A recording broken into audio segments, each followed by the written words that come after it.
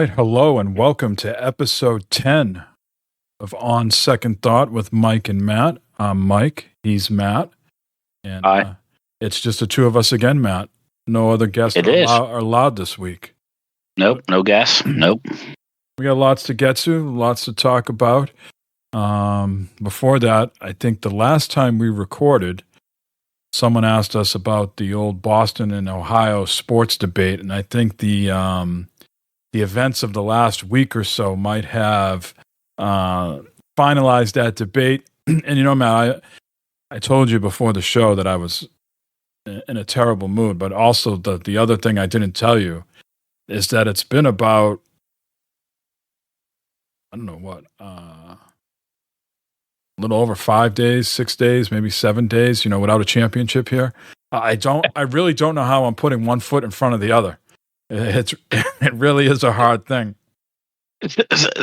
So let's be clear here. The question was who had the better sports fans, not teams. So the fact that your Red Sox came in and swept my Reds. Well, we took 2 out of 3. Let's give yourself. We were so blinded by won the series. Oh God! Don't get me started on them. Those ugly ass. These City Connect. Every team's got them. Every team's got these City Connect uniforms. I think they all look terrible. They're horrible uniforms. I hate the Cincinnati Red ones. I hate. They're all black. They have red piping, whatever you call it. Around the legs and stuff like that. And that horrible seat that they have. The traditional Reds I love. The traditional. I hate these City Connect uniforms for the Reds. They're absolutely terrible. They wear them every Friday night. Every Friday night they wear them. I kind of knew this was going to happen. When the Reds were playing Boston, I was kind of waiting for it to happen. And Mike texted me, "What's up with these uniforms? They're a travesty, absolute travesty." And I was like, "Yeah, they are." Normally, I try to defend myself and my teams against Mike, but I couldn't. It was just like, these uniforms are absolutely horrible. I hate them. I think the worst offense of the whole uniform is the helmet with the C popping off it. I like that. I hate that C. That C is, oh my God, is absolutely a terrible choice. And thank God they only wear them on Fridays. But I hope this doesn't become a thing. I mean, it's 2 years now they've done the City Connect stuff. Yeah, I think it's another revenue stream for the league and for the teams. It is. I'm sure the black jersey looks nice. You buy that yourself and you're just wearing it with the nice, your khaki shorts that you're outside with. I'm sure that would pair nice, but not black top with black pants. No, not even the black. No, the Reds are red. So white, red. Yeah. That's it. No. Horrible. Well, anyways, what I was alluding to was the Boston Celtics won banner 18. Yes. And pretty most in NBA, right? It's a record. Yes. So this is an interesting debate for you, Matt. The Lakers have 17. Mm-hmm. And we know how, when we recorded Bad Fodder Figures, we know how I felt about these championships in the COVID era when there was no fans and the Lakers won banner 17 in the bubble. Okay, but put that aside. We'll give them that championship. You've got your. How do you feel about the Minnesota Lakers and the LA Lakers combining all their championships together? Where do you sit with that? Because that's how they're getting to 17. They're not 17 championships in Los Angeles. In Los Angeles, they're taking. Yeah. How do we feel about that? Let's hear Matt Helmer's take. Quick take, please. Well, I mean, it would. Do same thing with the Dodgers, the Brooklyn Dodgers to going out to LA or even Montreal, moving down to the Senators. I mean, where I guess where do you go the limit with Giants from New York out to San Francisco? Do you disregard all those things? I see where you're going at with this, and they didn't do that with Baltimore and the Browns, right? It's kind of two separate teams. I think they should have done probably with the Lakers. Once you move out of that city, all your stuff should stay with that city and not carry over. I think the Browns is a different scenario where the Browns became the Ravens and they had to bring the Browns back. I don't think the Montreal Expos ever won anything, but they became the Washington Nationals. The Washington Senators became the Texas Rangers. Yes, thank you. We don't want people. We don't want people writing in, Matt, correcting you on your. No, we get enough letters as is, and it's because of me. So I'll shut up. But over 1 million people showed up for the parade, and my wife and 2 of my kids went. They partaked. So let me ask you. So I saw the pictures, great pictures. You guys got some great, views of the parade and that. In this day and age, how do you feel about them going out to the parade to celebrate with all the other people and everything around? Oh, I think they're crazy. I wouldn't be caught. Yeah. I wouldn't be caught dead at that. Yeah, I'd be a little. Yeah. Now, if the Reds won, would you be going to a parade? Actually, I probably would. Yes. It's been since 1990, dude. So yeah, I probably would be out there. And hey, if something happens, and all right, there I am. Went to the Reds, World Series parade. Yeah. There's this kid online. I'm going to butcher his name or nickname, but he's something along the lines of Poster Boy, right? And every parade he's been to in Boston, he adds to this poster he's got. So his latest poster is 22 years old, 13 parades. Right? So he's been to 6 Patriots. He's bragging. He's bragging. I mean, come on. He's very, very braggadocious. He's been to 6 Patriots Super Bowls. He's been to 4 Red Sox World Series, 2 Celtics, and a Bruins. There's a point here, Mike, that this just loses value, right? There's just no value in it anymore. It just comes old hat, and people like you just get a little jaded because some other teams come up and they won. Well, yeah, because they have won fucking 10 goddamn things in a row or some shit, and they're a fraud team. They're a fraud team. Right. There's just so many fraudulent teams in this league. So many teams that shouldn't exist. But anyways. I digress. Let me look at the planet because we're way off track here already, which is great. This is awesome. Today is June 27th. So for those listening, we have the debate coming up tonight, which very much like the parade, I will not be partaking in that, but Matt will. But we got to get to real hard-hitting topics, Matt. Are you ready to really have a debate here? Because, we're not talking about politics. We're not talking about your sex life. Although, how is the hydration going and the meditation? Is that going all right? The hydration's going great. The meditation needs some work. Right. It's a little shaky there. Yeah. Hey, I'm going out to the farm this weekend with the wife. So anything's possible. Anything is possible. But this is a perfect segue because we need to have a discussion about this because I have very strong opinions about this and nothing else matters at the moment except this topic. I agree 100%. I need to hear from weirdos, whack jobs, and sycophants like you. What you like about being outside. Because I got to fucking tell you, Matt, I am counting the days down until winter. I go outside, I get attacked by this, that, and the other thing. They bomb dive into my mouth, into my ears, into my eyes. I got bird droppings everywhere. I got mice that I'm burning up in my grill.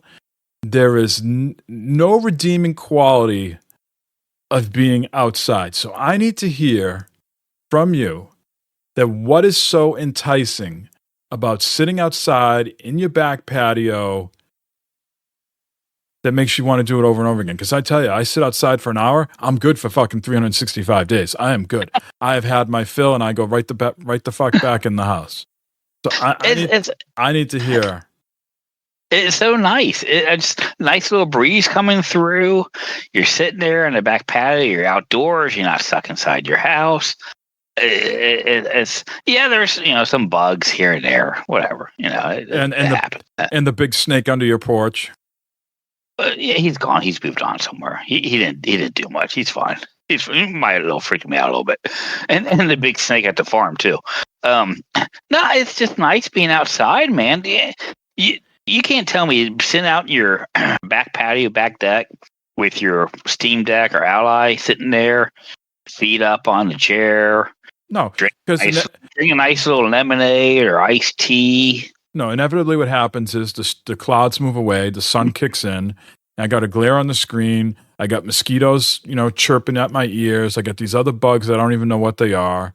I got a high school being built across the way from me, so during the week, all I'm hearing is, construction trucks. There is nothing pleasant for me being outside just to relax. Now, maybe if I was at the beach, I would have something different. But you know what happens at the beach now? Fucking these jellyfish, these green flies, and they bite you, and they fucking they bite you, and you start bleeding out of your legs and shit like that. I'm at a loss, and I dumped so much money into the ground, making the property look nice. Between the gas, the materials or whatever, and I look out the window at it, and I'm like, okay, that looks good to me. I think like this. I'm going to the farm this weekend. Okay, and when I get Friday evening after I'm mowing everything, there's a nice fresh smell of cut grass. I'll be sitting down there. Mike just rolled his eyes. I'll be sitting there. I'll get a grill going, throw a couple hot dogs on that grill or something, And I know what else you're putting on this grill. This certifies that you're fucking whack jobs. What? You're putting s'mores on that shit. S'mores go on a fire. S'mores go over a fire, not a grill. Well, you gotta have a nice open fire for s'mores. What's your take on s'mores? I'd take them or leave them. Yeah. I mean, if you're making s'mores, I'll eat one. Yeah. If I'm making s'mores, I'll make you one. Yeah. Okay. But I could take it or leave it. I think they're so overrated. I actually prefer everything in the s'mores in its original state. Like, there's nothing wrong with a good graham cracker. Right? I agree with you there. I prefer my marshmallows fluffed and puffed rather than drippy and, You know what? I could take a marshmallow and just, I'm not a marshmallow fan. I like a good marshmallow. Just raw? Raw? Yeah, like a big Oh, no. Oh, yeah. Nah, no. You're talking to the guy that likes Peeps over here. That's true. Yeah, marshmallow covered in hard sugar. And I also prefer, I don't like mushy chocolate. Oh, what is this, dinner? Pretty it's dinner time. I just had my dinner. I had a shortened dinner. I was going to have some nice chicken, but I had to burn that mouse first. You had to burn the mouse first. Now, I will say, Mike, being outside it can be bad. Like this past week, I went down to Atlanta, Georgia for a wedding, and the wedding was outside. 98 freaking degrees, dude. Oh my God, dude. And I had to wear a jacket, tie. Hot Atlanta. Oh. Even when we went inside, we were supposed to be, air conditioned. I was dripping sweat. Just dripping sweat. It was bad. It was. I'm talking to people and I'm wiping my forehead and I'm just like, just water just pouring on me, and it's like you're at a funeral. Did you all of a sudden just start going hallelujah? Yeah. Praise the bride and groom. Praise the bride and groom. Praise be. Yep. By his eye. It was hot. That's miserable when it's like that, but. Do you need me to pontificate a little bit here so you can eat some of your food? I don't want to cut into your. No. I'm good. It looks very good, but I will. I'm good. I wasn't expecting that. I didn't know what was going on. What is it? It's a salad with grilled chicken. Looks like some cheese, some bacon bits, tomatoes, lettuce, obviously, and grilled chicken that she cooked outside. So.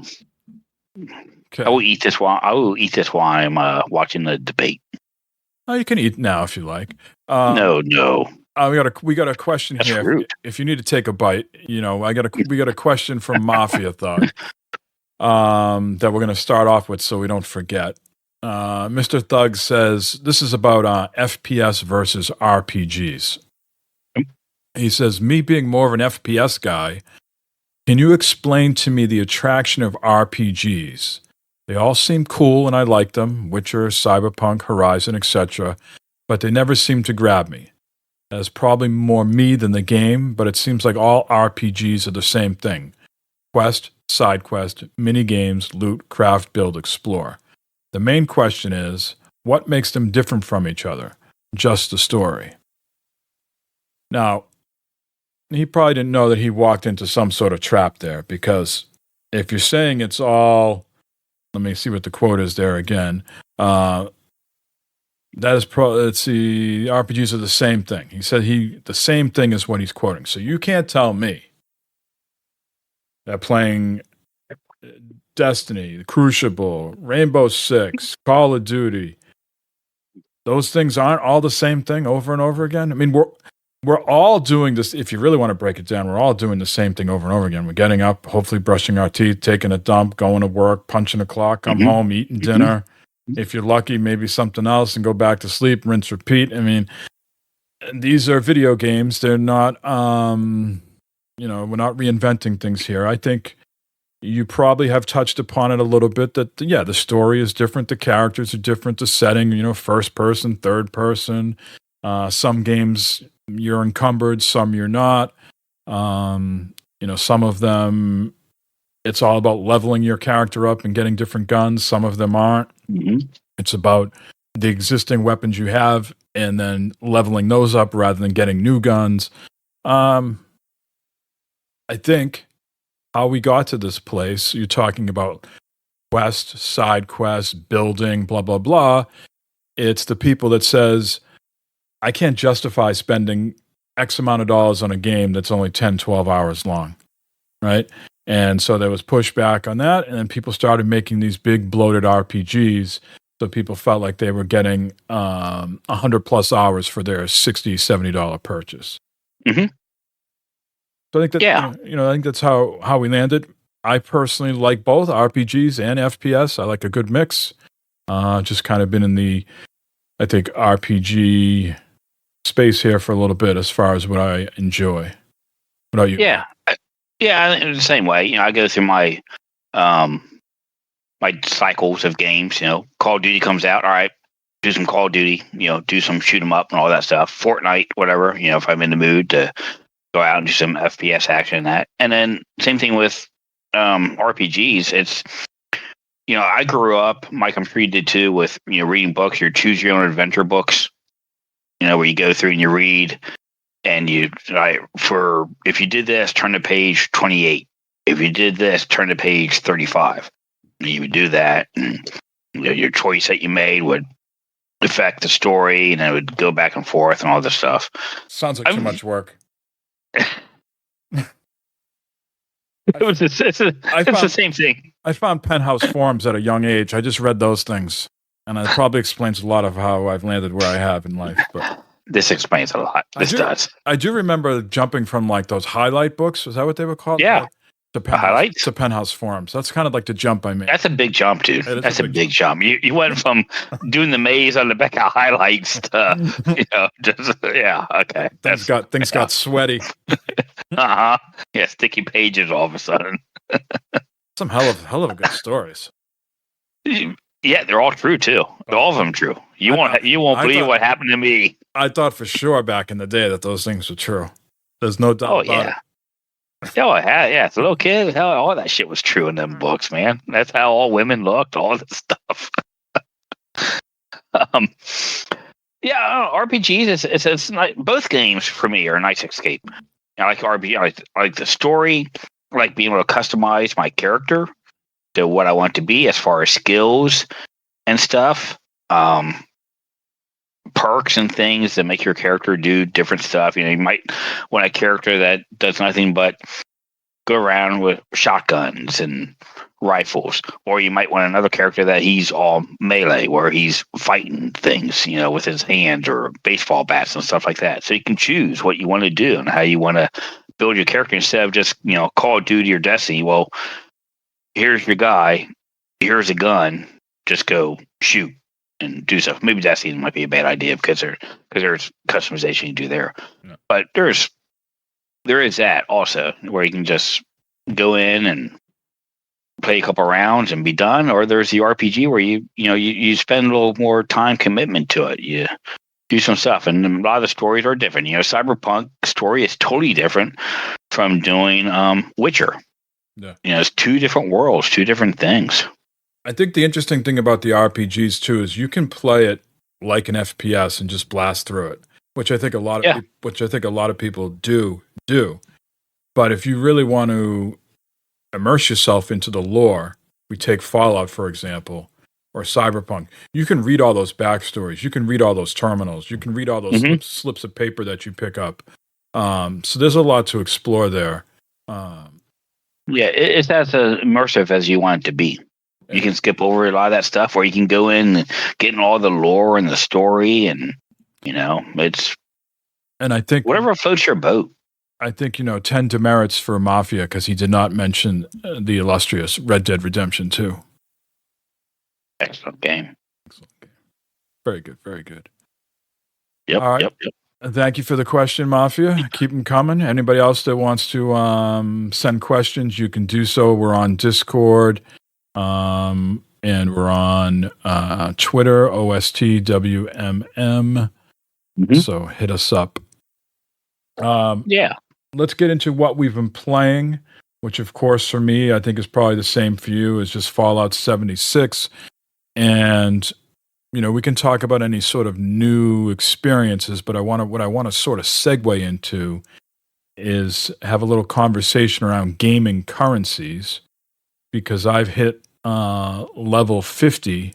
I'm actually 52 now in Fallout 76. And I don't know if you know this, Matt, when you get to level 50, you don't get any more perks to spend. You get new cards that you have to move around, but you're not getting another point in your character. Okay. So you get to level 50 and you already have all your cards, and then you earn new cards that you can move around and swap out. Okay, but you're not getting an extra point to put into your bucket. So now you have another card. You're selecting from this wheel or half moon thing that comes up, and you go through them and you pick your perk, and that's all it is. You pick that card, and now it's in your sort of Rolodex of cards to swap in and swap up. Do those change, or are they static? Those cards? That I don't ever know. I think they're static. I think well, not static, but you get those card packs that you can open up occasionally. Okay, so you still get those every once in a while. Yeah. It seems like, because the variety of cards I have available to me weren't available in the beginning. So somehow that list is getting refreshed, and I'm not sure how. Interesting. So once you hit level 50, though, you get legendary cards, which is like another currency. And at that point, you can add a new point to your thing because you're picking that. I don't know. There's I'm going to say there's 15 to 20 legendary perk cards. Some of them have a character's face on it, and you might get 5 stim packs over an hour period. That might be the perk. Or I picked the one that's will open up level 0 and 1 terminals and lock picks. Okay. So do you still have your cards that your build, and then this is just something on top of that? Exactly. Yep. And for those cards that you don't want to keep, you scrap them and you get perk points. And for every 50 perk points initially, that legendary card that you just picked, you can rank it up to level 2. Okay, so now you're at level 2. If you want to rank it up to level 3, you got to have 75. You want to rank it up to level 4, you have to have 100 perk points. Okay, and I believe you can have as much as 6 legendary cards equipped per character. Okay. So the next time I can equip a legendary perk card is when I get to level 75. Okay. So you'll be able to have 2. Yep. And then you'll be, like I said, you'll be able to get up to 6. I don't know what the jump is. Right now, it's only 25 more levels, so I got to get from 50 to 75. But you max out at 6 cards. Do you know, like those cards, do they complement your cards that you have chosen for your build, or is it just something totally different? Can you do that, or? Yeah, I mean, some of them will complement because I think like the last row of the cards that you pick from can be like strength. So you can add like another point to your strength thing. So that's how you can use some of those extra cards you're getting that you can't. Yeah. So you have to decide whether you want to use, I'm going to call them like character legendary perks because there's a person's face on it and they give you some other, buff or whatever. And then there's the ones that just say like strength, charisma that give you an extra +1. I got you. Yeah. So this gets into the conversation, right? Like we know there's other currencies in Fallout 76. There's the gold, there's the caps, the atoms, and I'm your score rank, your score tickets. Yep, for the season pass, your scripts when you trade in legendary. Yep. So what do we think that is, Matt? I think when we first thought about it, is it like lazy work by the devs? Is it the players demanding more, so they're having to add these other layers upon the game? It feels like for us, we jokingly call ourselves a bunch of simpletons. I can't wrap my head around it. To me, it feels like the game expands and they don't know how to wrap it all into like one neat thing, so they just keep adding layers on top of it, more depth. And the only way to do that is introduce another currency layer. Yeah, and I'm not sure I'd like to follow that strategy because Destiny was the same way, where you had your glimmer, then you had shards and stuff you had to collect and different things that you could spend on different items, and so many items, so many glimmer you could buy shards, and so many shards you could buy this and that. And I don't know what's wrong with just, maybe because it keeps it simple, but like in World of Warcraft, it was gold. Gold was your thing, and you use gold to buy whatever. And if gold, if you wanted a sword, it was, I don't know, 1 million gold.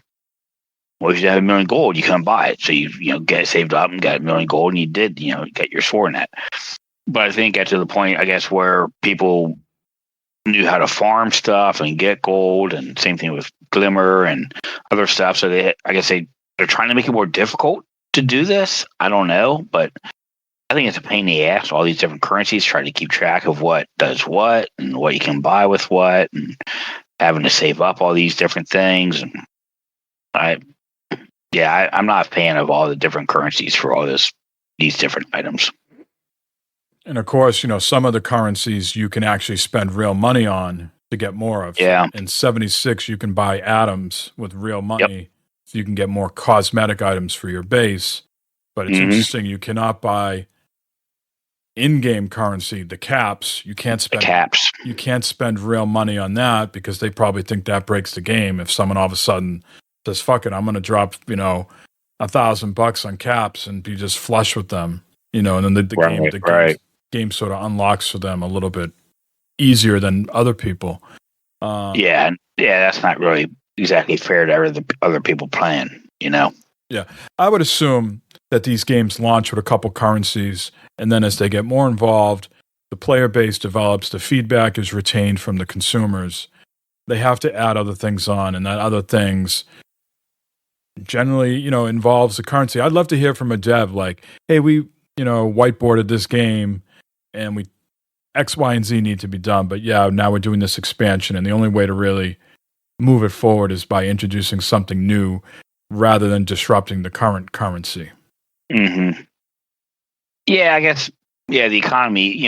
Game economy is a big thing. A lot of people look at it. A lot of people study it. I know World of Warcraft, again. Economists follow that as far as the gold currency and the auction house and how the economy works in that game with everybody. And maybe the same with these other games where, like you said, you already introduced some type of economy, whether it be caps or whatever. And so now you want to do something else. Well, you can't. How do you balance that with the caps now? So you just, introduce a new currency. Okay, well, now you have to have these things to buy this stuff or something. Yeah, and I wonder how many even the Call of Duties and the Fortnites have this stuff too. So I was going to say, I wonder how many gamers they're leaving behind to make this, because it's so confusing, but probably maybe not many, because even the most common games out there, like I don't even know about Minecraft. You tell me, does Minecraft have like a bunch of different currencies? You can buy cosmetics and stuff. I'm not sure about the currencies. But I know like Roblox has different currencies, Robux and stuff like that. So I'm sure the kids are just used to this at a young age. So when they, play to some of these other games, it's not a shock to them. But I feel like the older I get, and I'm hesitant to say less time, because my time is less on my own terms, because I'm leading a little bit more of an active lifestyle right now. But so when time is limited, I feel like my brain is limited to grasp the whole concept of all the currencies. Yeah, I think the problem is, Mike, what you just said there. You don't have that much time to game anymore because you choose to do other things, and myself too, and that. With these other currencies, you feel like you're missing out if you're not buying something or if you're not getting something now. I think there's that stigma too. It's like, ooh, I don't have this much time to play, so I'll just buy the stuff to catch up with my friends or whatever. And that's not a good thing either. And sometimes I think the pain point is they don't explain as you acquire some of this currency. Like, I still don't know what the gold is for in Fallout. Like, what am I doing with that?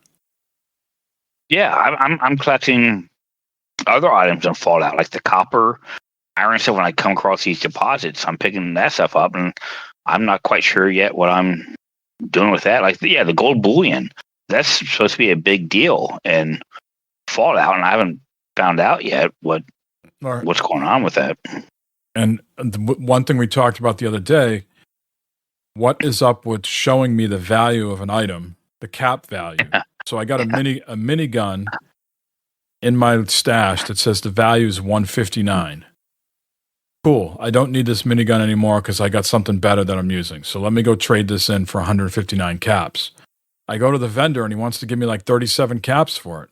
Yeah, we talked about that the other night. I was like, what? Well, yeah, that doesn't make any sense. What's the purpose of having the value on it if you're not getting that value? I mean, is that like the MSRP? Yeah. He's lowballing you, Mike. He's lowballing you. Yeah, that stuff like that doesn't make sense. It gives them value to stuff. Then it kind of just screws up the whole system. What I'm wondering is, do I need to take this to a certain vendor? Is there a vendor that's going to give me the real price? That's some sucker out there somewhere. Yeah. So I don't know. These are things we are encountering in the game. So over the last 2 weeks since we've podcasted, where are you at with Fallout 76? Any new revelations, experiences, things you want to share? I'm just going through the main quest and everything, just trying to Wastelanders and the original quest line to get that stuff done so I can move on to other events and all that stuff. You talking about the legendary scripts and stuff. I was able to, it's all random, but I was able to upgrade a shotgun. I just messed around one day at the crafting table. And my shotgun, I wish I would have waited until I was level 50 and I had a level 50 shotgun. But anyways, I got lucky. And the shotgun I have now, every time I shoot somebody, it regains my health. It's some type of vampire perk or something like that. It's wild. I love it. I have a perk now that the radiation gives me more health. Oh, wow. See? Go ahead. Go ahead. No, go ahead. Go ahead. I was going to say, I did dabble a little bit last night in finding Vault 63, which is how you start the Skyline Valley. That was a hell of an experience when I went into that vault. I was not prepared for that. So you started going through the new expansion stuff. Just put my big toe in the water to kick it off, but I did not go. I did not go to Skyline Valley. I just found Vault 63. Okay. But that's a hell of an experience when you go there. I won't spoil it for you, but be prepared. Well, be prepared. Speaking of, this past 2 weeks, we've been talking about dipping our big toe into the public realm of Fallout 76 Yeah, let's to try and get some better deals on stim packs and weapons but we might want to reconsider that after this news article that we saw. Yeah, let's talk about a little bit of both there. I think we should, Maniac Jay, who listens, says he plays and he has no issues. I'm curious if Jay's had any positive experiences where people are giving him stuff, because from what I hear, the community is very welcoming and you play these events and all of a sudden these people come out of nowhere and just dropping bags full of shit for you. Mm-hmm. My thing is, you hear every story like that. You read some other stories on Reddit where there's these scams, vendors that scam you out of your all your junk. I mean, that's the only thing they can really take from you is your junk, right? They kill you. They set a trap. Yeah. They set a trap in their base, and their vendor kills you, and then they take all your scrap. And I guess that's within the rules. It's fair play. What's not fair play is if they get on the mic and start, yelling shit at you. I guess the guy was like, "Hey, can I get my stuff back?" And the guy was told to eat shit, But I just, we talked about time being limited. Do you want to go in there and have that type of experience? No, but I guess that's uncommon. There's more people that are willing to help you than not. So I think we're going to have to carve out a time where we just go in and try to do some of the events, like not try to go do the missions. Yeah. And see the main event, public events, all that stuff. Yeah. Because whatchamacall, we'll segue into the news and we'll get to your article in a minute. FASNACHT is back in Fallout 76. And I assume that this is, I'm not saying exactly like one for one, but this is on par with like the cookies, Christmas time, in Destiny, right? So this is FASNACHT. It's the Protectrons of Helvetia are throwing a party and they need your help. A long-standing tradition. FASNACHT is a lively carnival in which you and the robots of Helvetia parade through town wearing festive masks that culminates in a gigantic bonfire. So you're supposed to break out your mask because the party begins on June 25th and runs till June 9th. So I haven't done any of that. I'm not sure if that's in the private server that we're in, or if you got to do that in public. You said you picked up some of the masks. I haven't seen them yet. I picked up a mask last night. Yeah. But maybe we should. I know a lot of the stuff that they're in the private server. It's pretty much the same thing as a public server, except for obviously it's private, and you're limited to like 8 friends being on there. So I think it's all the same thing. Because I've been reading on Reddit and stuff, like some of these things, some of these public events, they're saying that it's hard to do on a private server because you don't have the amount of people there to help and do it. You just can't do it solo, some of that stuff. So you have to kind of go to the public server and do some of these things. So maybe when you get back from the farm early next week, we'll carve out some time to do that. I got some vacation time next week, so it'll be nice to try some of this stuff out. Cool. Now getting to your other story here, Matt, of why maybe you don't want to play online with people.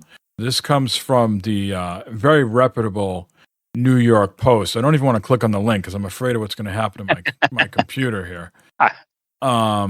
But New Jersey video game nut flies to Florida overnight to attack online rival with hammer.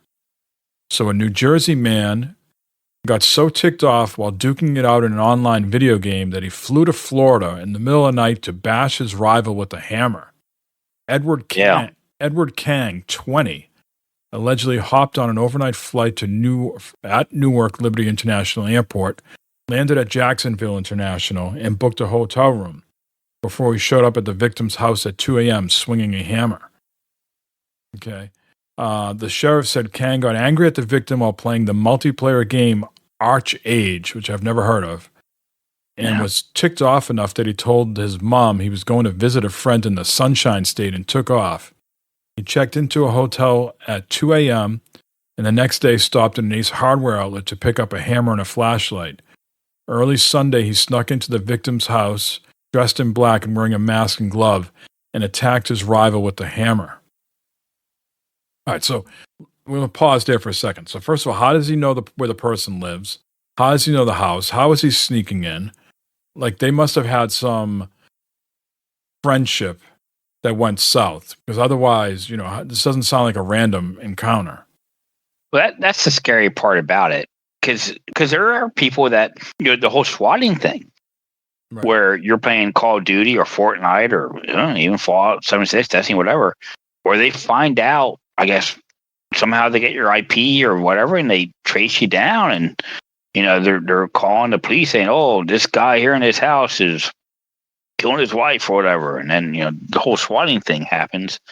It very well could be he found out this guy's information from online. Mm-hmm. So the victim suffered severe but not life-threatening head wounds. Kang is being held at the Nassau County Jail on attempted murder and burglary charges. This is the best part that I like. When the suspect was asked why he did what he did, the suspect stated that he is a bad person online, talking about the victim. In addition, the suspect asked our deputy, "How much time in jail do you get for breaking, entering, and assault?" And the deputy said, "I would say, Mr. Kang, it's going to be a long time before you play video games again." And it just being on the New York Post, I mean, you could spend your whole day here. I mean, I'm seeing woman busted after dead body of reputed ex-lover found wrapped in back of a crashed car. New York City inmate on the run after slipping cuffs and dashing from cops at Bellevue Hospital. I mean, it's just a lot of good information to glean from the New York Post. Reminds me of the old bad fodder and 40cast days of terrible topics, some of these things here. I know. I was very. I was going to play the music, but I didn't have it at my fingertips. That's a hell of a hammer. They see that picture of that hammer? That's a fine hammer. That would do well in anybody's loadout for sure. I would get a lot of scrap for that. The rubber and the steel, and it'd be good. It's good paint skin he put on that hammer there. Now, Matt, last week we talked about Xbox, and we gave them their flowers and talked about the handheld and things of that nature, that they were on track. And I'm not sure how much you follow Digital Foundry. They're kind of like the experts in breaking down, game trailers and games that get released, really looking at the nuts and bolts to make sure everybody's getting the best frames and pixels possible. It's really a nerdy podcast where they talk a lot about, FSR, ray tracing, all that sort of PC stuff. So they were referencing an article where they said Game Pass games are not shipping feature complete, meaning games are not shipping with the extra things to make them run better. So they're missing like NVIDIA DLSS, AMD, FSR, etc. So they confirmed that the new game, I think it's called At Still Wakes the Deep, which launched. This also happened way back with Metro Exodus, No Man's Sky, Power World, The Ascent, Remnant 2. They're not coming to Game Pass with the same features and functionality that PC, like you would play on the Steam and Epic Game Store. Mm-hmm. They also have saying that the Game Pass games are not getting the day one patches like Steam and Epic are. Therefore, the PC Game Pass versions traditionally launch with more bugs. They eventually get the patch. It's not like they don't, but it just takes them a little longer. So the experts over at Digital Foundry is wondering why Microsoft has so many hurdles for the devs to jump through when coding their games for PC, when they're the smallest PC storefront out of, Steam, Epic, and PC Game Pass. Why do they make their devs jump through these hoops?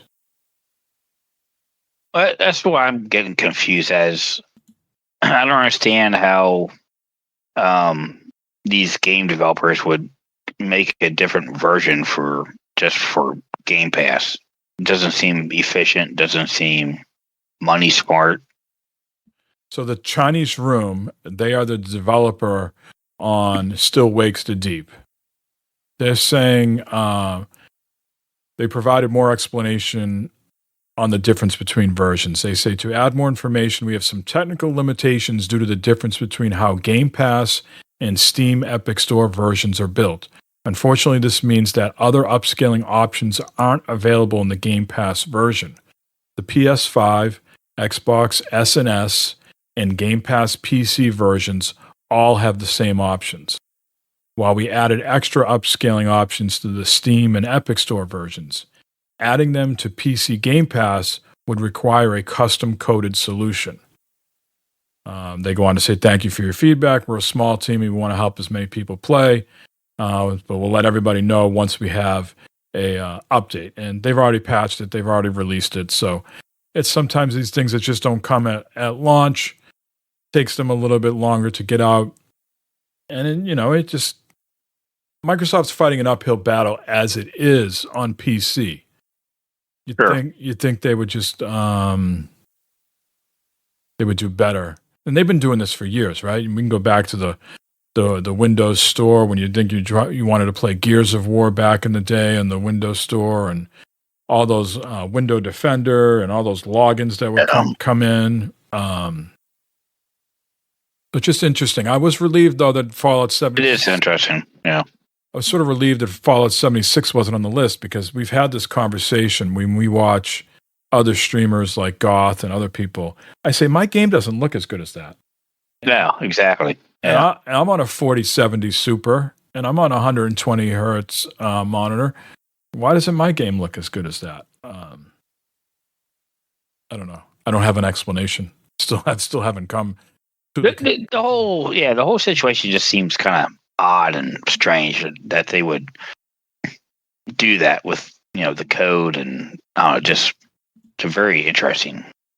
I am kicking myself a little bit of playing 76 on Game Pass. Me too. I assume when you play it on Steam, there's a workshop there for the mods. I don't see any mods on PC Game Pass. Do you? No, I don't think there is. I think you're a little hampered there.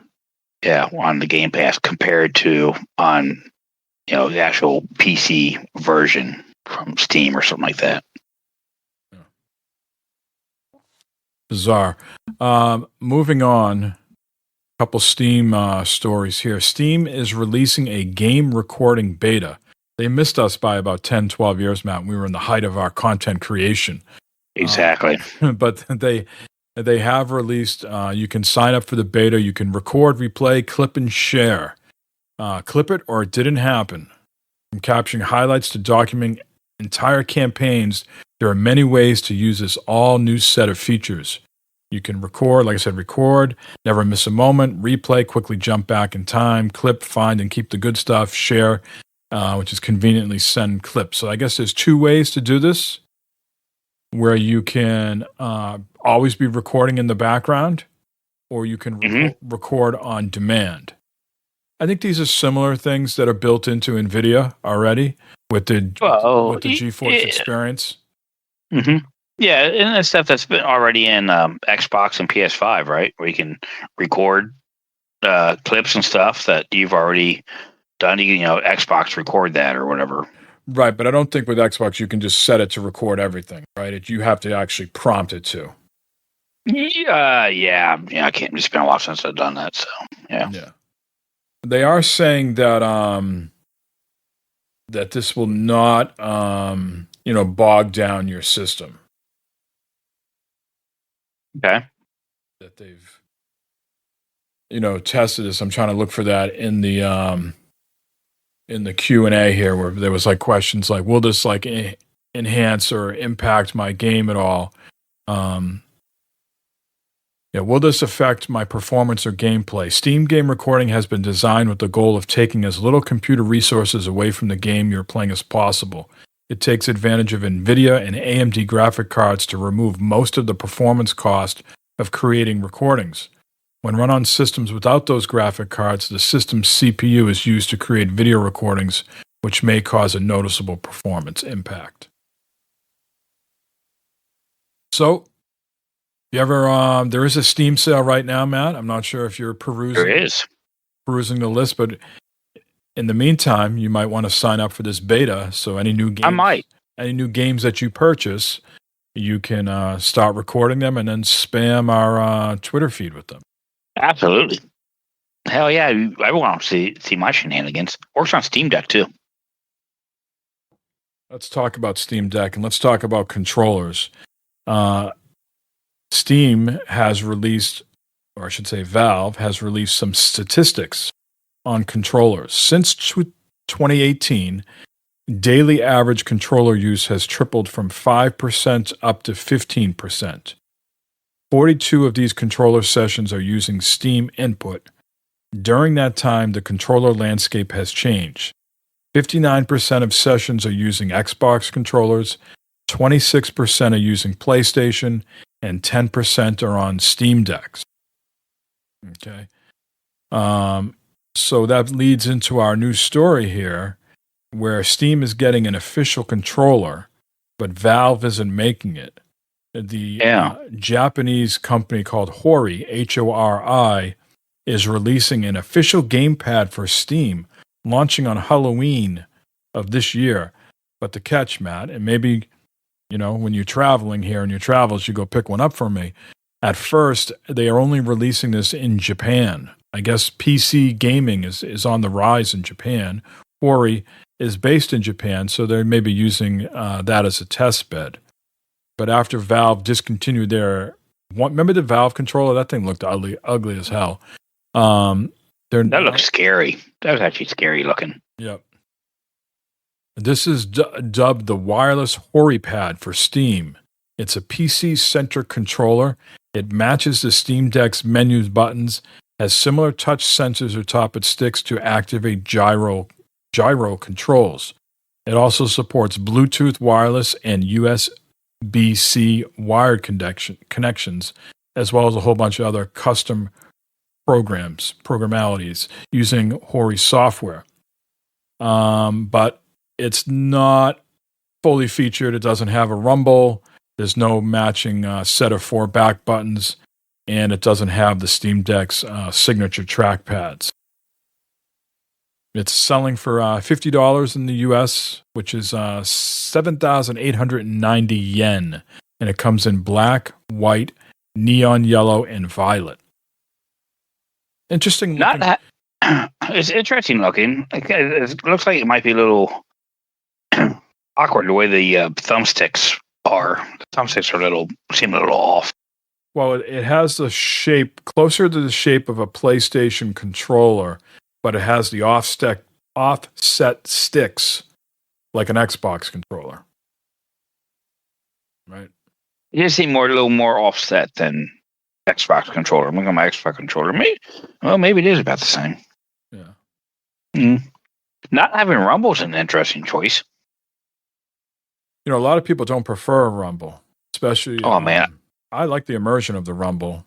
I'm so used to it now. When I'm shooting or doing something, I like that. It's like, okay, I'm actually doing something. I like that. Like that tactile feedback, right? Mm-hmm. Yeah. So yeah, Japan will be the test bed for this, and then we'll see what happens here in the U.S. if it picks up or not. Maybe someone in the U.S. will step up and make a version here or not. But interesting, Valve's not making it themselves. It is Steam branded. On the picture I'm looking at, seems to have 2 Steam logos, one in the middle at the top and one at the middle in between the D-pad and the right thumbstick. You've heard of Hori, haven't you? I've heard of Hori. They make quite a few different things. Yeah. Yes, sir. All right, where are we here in the program? I got a couple Matt's quick bits, Matt quips for you. Alrighty. I think the best feedback, from this little segment that I've heard so far is we told you about the developers who made the Arkham games making a game for Xbox, and you said, good luck. I thought that was, that's really the information and sort of the response I'm looking for from you when I read these things off to you. So I got 3 gems, and we'll see if you can top them. Okay. All right. On December 15th of this year, Forza Horizon 4 will be delisted from stores and Xbox Game Pass because of licensing expiring. Now, if you have the game and downloaded it, you can continue to play, but you won't be able to purchase it from the store or download it from Game Pass. this is one of their biggest games they've touted and promoted and show everywhere, and they can't keep paying the licenses for. I guess I'm assuming it's for the cars because they use real cars and music. Yeah, I'm sure that's a loser. I'm sure it's a two-way street, though, right? Like maybe some people who they negotiated with the licenses with no longer have them, and they don't know who to. I don't know all the details about it, but I think on the surface, like why don't they just renew the license? You're Microsoft, right? You can afford it, but maybe if you dig deeper, that's not as easy as it can be. If you're looking for my quick hit or whatever on this one, licenses and lawyers ruin a lot of things. That's true. Amazon Fire Sticks, I still don't know what the purpose of these things are, but Xbox Cloud Gaming is coming to Amazon's Fire TV Stick 4K Max and Fire TV Stick 4K in July. Okay. I mean, Netflix is trying that shit too, and it didn't work, and this is going to fail too. Can you tell me briefly, what is the purpose of a Fire Stick?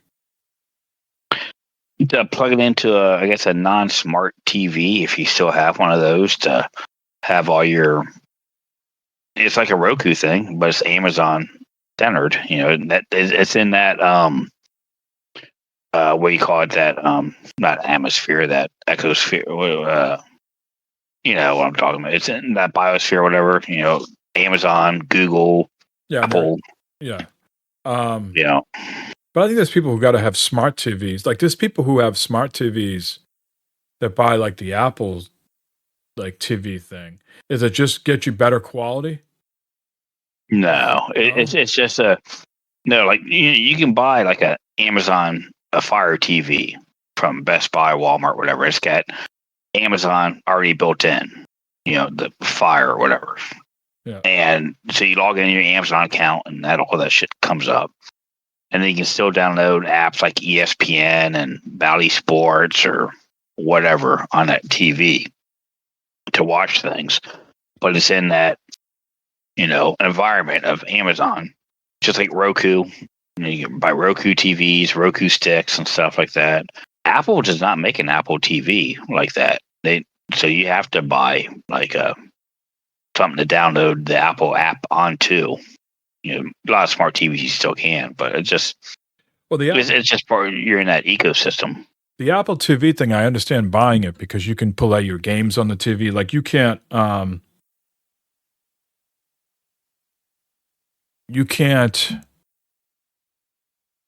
play the Apple Arcade games on the Apple TV app on your television. If you want to get those games from Apple Arcade, you get this. You buy the Apple TV thing, you plug it in, and then you can, play all those games. And there's some other functionality that I think you get better performance capabilities from using the actual device rather than streaming it from your television. Well, I mean, I guess it depends on the television that you buy, because you can buy a 4K Amazon Fire Stick. Or you can buy a 4K Amazon TV. So yeah, 4K is 4K. I always sit there and hear these things, and I scratch my head going, "Who the fuck's buying these things?" Anyways, if you are buying them, I don't know. In July, you're going to be able to be miserable and play Xbox Cloud. Exactly. Which I don't think is ready. And the last one here, Matt, I'm not sure where you were in the PS2 era, and I know you're more Star Trek than Star Wars. But they are remaking Star Wars Bounty Hunter. Okay? It's a PS2 game. Are you familiar with this at all? I'm not familiar with that particular game. I'm familiar with the Star Wars series.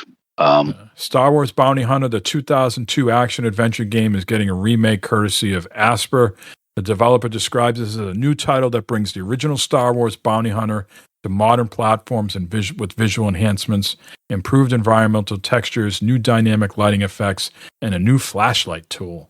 It's going to release on August 1st across Switch, PS5, PS4, Xbox XS, and PC. It'll be priced at $19.99. How about coming out with something new?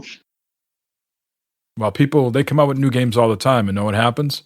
No one fucking buys them, shits on them, say it's not worth my $70. I'm not investing $70 on a new IP that's going to go. So away. let me rephrase this then. How about making a new good game that people want to buy instead of just rehashing the old shit and milking it? Well, Star Wars Outlaws. I'm looking at you, Grand Theft Auto, Rockstar, Grand Theft, Skyrim. Star Wars Outlaws coming out in August. Open world Star Wars game. See how it goes. Could be interesting. Could be good. That's all I had on the docket, Matt, for episode 10. Is there anything else that you feel that we should cover? I know you're going into the debates here. We do not talk politics here, so Godspeed on that. I hope that goes well for you. I hope you get everything that you want to hear out of that. The whole thing with it's like a car wreck, Mike. I gotta see what mess this is going to be. I don't give a. I don't really care. I gotta see what type of mess this is going to be. I can't believe out of everybody in the United States, we have these two guys that we have to vote on. Yep. I desperately want to move on. I don't want to talk about it, but I do want to. I agree. Yeah. I do want to talk about real quick before we sign off. What is your take on all these weather events that are going on? I mean, I had a hell of a storm come through last night. I mean, it sounded like Moses was outside and I needed the ark. And so that's not too unusual when you have as real hot and muggy as it's been. It was a really, severe thunderstorm last night. But I'm talking about the events all over the world. We're seeing stuff in France, Switzerland, Spain, of course, here in the United States, Minnesota, Iowa, the Dakotas, New Mexico, Arizona, and I'm sure a ton of other places, Nebraska. With the civil engineer hat on and all this destruction that we're seeing, I mean, just water's going to go where water wants to go, right? And these old dams aren't getting the attention and the upkeep and maintenance, and things just give way. I mean, is it just as simple as that? Yeah, I mean, infrastructure in the United States is getting old. There's a lot of lots and lots of old stuff in the United States that needs to be updated and maintained, and a lot of it costs money. That dam up in Minnesota, that's a pretty wild thing there, where it's starting to break loose. I don't know. There is a lot of different weather happenings going on lately. The Midwest is turning into, when I say Midwest, I'm talking about more eastern Midwest as far as, Ohio, Kentucky, Tennessee, and Georgia, and that more tornadoes than what's going on. And it used to be Oklahoma and Nebraska and all that stuff. We had tornado warnings the other day. Yeah, that's kind of unheard of for you. Yeah, it touched down somewhere in New Hampshire, but I don't think it did any destruction. Yeah. Extreme droughts, the heat that we got early in June, which, normally doesn't come till late July, August. They said those states that have the severe burn marks, is that what they're called? Burn marks? Burn trails? Burn marks? They're more susceptible to the flooding. Yeah, because the ground's so hard, and when it rains, when it storms, the water it doesn't absorb into the ground, so it's almost like being on pavement. The water goes off and goes down the valleys, and that's flash flooding and all that stuff happens. I challenge any other podcasts out there to talk about sports, s'mores, bugs, video games, Matt's hydration, and now weather. We run the gamut, dude. People can't touch it with a 10-foot pole. No. Yeah, exactly. And the knowledge that you and I bring to the people. Knowledge. Someone's got to do it. Praise be. Praise be. By his eye. Any other words of wisdom, sir? No? Go vote and vote often. When is that unfortunate event happening? That's this year, right? November. Fuck me. Yeah, coming up soon, dude. Yeah, this is like this kicks it off right here, right? Now we're just going to be inundated from here to November. Oh man, from here to November, dude, it's going to be nothing but. And this presidential debates and presidential elections used to be so civil, and something you would actually listen and hear. But now it's just shouting matches and just accusations and just stupid shit that doesn't matter. It's oh god.